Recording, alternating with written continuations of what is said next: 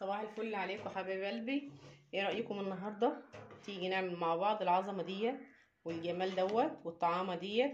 هنعمل معاكم الطحينه بطريقه سهله خالص وبسيطه. من النهارده مش هنشتريها من بره تاني، هنعملها في البيت بكوبايتين سمسم. هنعمل العظمه والجمال دوت.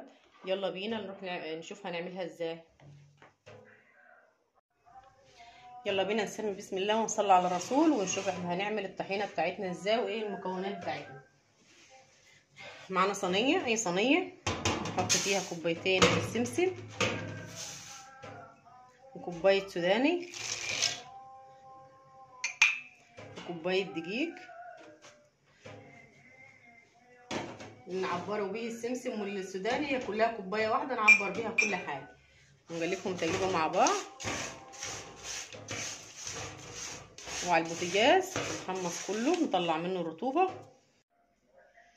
احنا كده اهوت على البوتاجاز هنسخنها، بس احنا مش عايزينها تسخن قوي جامد، احنا عايزينها بس تطير الرطوبه، يعني ايه مسافه ما ايدي تستحملها كده. هنطفي النار على طول اهي. اللهم صل على النبي، حاجه حلوه خالص اهو كده. هي كده تمام، مش عايزين اكتر من كده. خلاص هي كده سخنت معانا. انا هنجيب المطحنه بتاعتي اهي ونحاول ايه ناخد منها شويه بشويه، مع ان المطحنه بتاعتي صغيره فانا هناخد شويه صغيرين بشويه صغيرين ونعملها ونطحنهم كويس في الخلاط لحد ما يطلع السمسم والسوداني يطلعوا كل الزيوت اللي فيه. احنا كده عملنا ضربنا السوداني والسمسم في الخلاط اهو في المطحنه، هو كده خرج كل الزيت اللي فيه اهو ماشي. هنجيب الخلاط بتاعنا ونحط فيه كوبايه زيت الاول، بسم الله ما شاء الله اهو كده. وبعدين هننزل بالخليط بتاعنا جزء جزء، مش كله مره واحده اهو.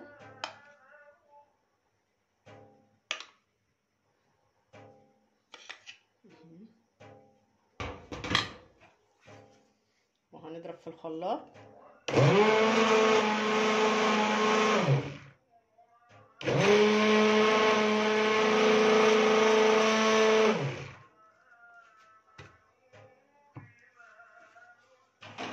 كمان شويه.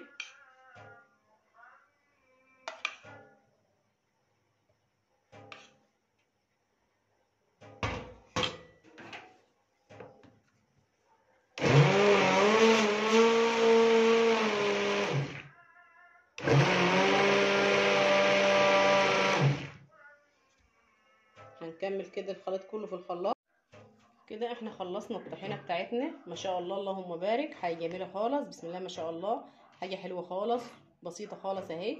احنا كده هنعبيها ببرطمانات ونحتفظ بيها اهي.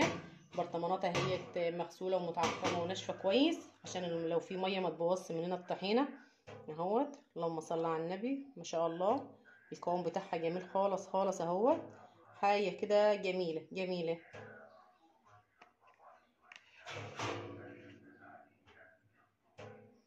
بسم الله ما شاء الله اللهم بارك، حاجة عظمة حاجة عظمة. اللهم صل على النبي اللهم صل على النبي، حاجة جميلة خالص.